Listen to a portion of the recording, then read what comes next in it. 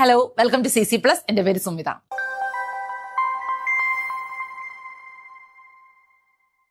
അപ്പോൾ 9th notification വന്ന കാര്യം എല്ലാവരും അറിഞ്ഞിട്ടുണ്ടായിരിക്കും അല്ലേ? അപ്പോൾ നവോദയ എൻട്രൻസ് എക്സാമിന്റെ നോട്ടിഫിക്കേഷൻ വിളിച്ചിരിക്കുകയാണ്. സെപ്റ്റംബർ വരെയാണ് അപ്ലൈ ചെയ്യാൻ പറ്റുന്നത്. എക്സാം എന്ന് പറയുന്നത് ഫെബ്രുവരി 7-ാം തീയതിയാണ്. അപ്പോൾ ഇനിയും പഠിച്ചു തുടങ്ങാത്ത എല്ലാവർക്കും പഠിച്ചു തുടങ്ങാനുള്ളൊരു സമയമുണ്ട്. പക്ഷെ എന്ത് പഠിക്കണം എന്നുള്ളൊരു സംശയം എപ്പോഴും ഉണ്ടായിരിക്കും അല്ലേ? അപ്പോൾ പലരും നമ്മുടെ അടുത്ത് ചോദിക്കാറുണ്ട് എന്തൊക്കെ കാര്യങ്ങളാണ് പഠിക്കേണ്ടത് എന്നുള്ളത്. അപ്പൊ അതിന്റെ ഒരു വീഡിയോയുമായിട്ടാണ് ഇന്ന് വന്നിരിക്കുന്നത്. അപ്പോൾ എന്തൊക്കെ കാര്യങ്ങൾ പഠിക്കണം എന്ന് നമുക്ക് നോക്കാം. സബ്ജക്ട്സ് ഏതൊക്കെയാണ്? English, Hindi, maths, science. ഈ 4 ടോപ്പിക്കിനെ ബേസ് ചെയ്തുകൊണ്ടായിരിക്കും 9ാം ക്ലാസ്സിലെ എക്സാമിന്റെ ക്വസ്റ്റ്യൻസ് വരിക. ഇതിനകത്ത് നോക്കിക്കേ, ഇംഗ്ലീഷിൽ എന്തൊക്കെ കാര്യങ്ങളാണ്? കോംപ്രഹെൻഷൻ പഠിക്കണം, അതേപോലെ vocabulary, grammar, sentence formation, rearranging words from a meaningful sentences. അപ്പോൾ ഇത്രയും കാര്യങ്ങളാണ് പഠിക്കേണ്ടത്. അതിനകത്ത് കോംപ്രഹെൻഷൻ എന്ന് പറയുന്നത് പാസേജ് ബേസ് ചെയ്തിട്ടുള്ള ക്വസ്റ്റ്യൻസ് ഉണ്ടായിരിക്കും. സിനോണിംസ്, അനോണിം, tenses, prepositions, articles, sentence formation, rearranging words.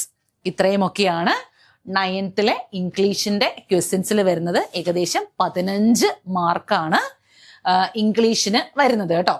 അടുത്തത് ഹിന്ദിയാണ്. ഹിന്ദിയിൽ ഈ പറഞ്ഞതുപോലെ കോംപ്രഹെൻഷൻ പാസേജ് ഉണ്ട്, അതേപോലെ ശബ്ദാവലിയുണ്ട്, വ്യാകരണം, മുഖാവര, ലോകോക്തി, വാക്യ സംശേധൻ. ഇത്രയുമാണ് ഹിന്ദിയിലെ ടോപ്പിക്സ് എന്ന് പറയുന്നത്. അതിനകത്ത് ഈ പറഞ്ഞതുപോലെ അതിന്റെ കുറെ സബ് ഉണ്ട്.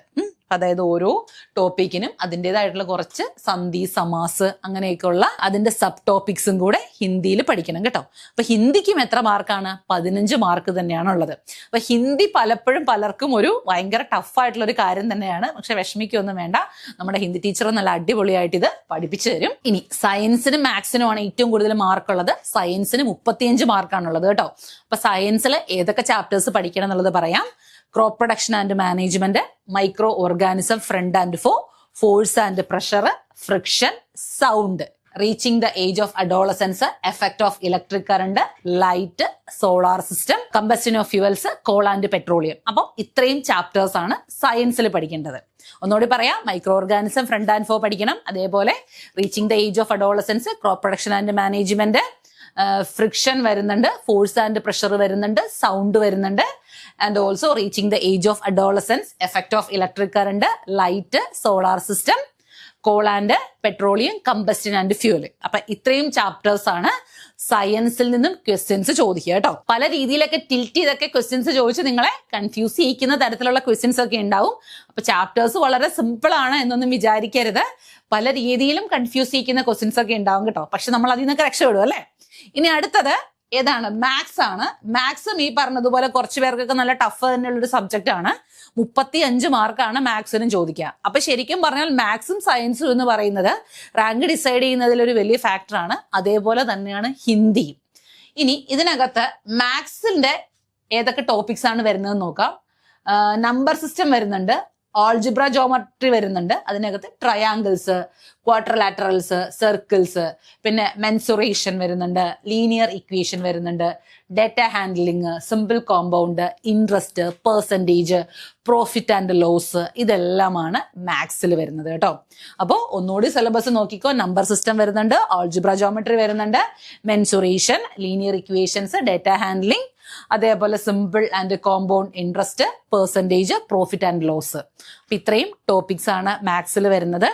അപ്പോൾ അത്ര എളുപ്പമൊന്നും അല്ല അല്ലെ മാത്സ്? കാരണം ക്വസ്റ്റ്യൻസും കുറച്ചൊരു ഹയർ ലെവൽ ക്വസ്റ്റ്യൻസ് ഒക്കെ തന്നെയാണ്. അപ്പൊ നമ്മുടെ പ്രീവിയസ് ക്വസ്റ്റ്യൻ പേപ്പേഴ്സ് ഒക്കെ ഡിസ്കസ് ചെയ്തത് നമ്മുടെ യൂട്യൂബ് ചാനലിൽ നോക്കിയാൽ അറിയാം. അത്ര പെട്ടെന്നൊന്നും ഒരു പിടുത്തം തരാത്തൊരു നവോദയ തന്നെയാണ്. അപ്പോൾ ഇത്രയുമാണ് ടോപ്പിക്സ് വരുന്നത്. ഇനി നമുക്ക് എക്സാമിന്റെ സമയം എത്രയാണെന്ന് നോക്കാം.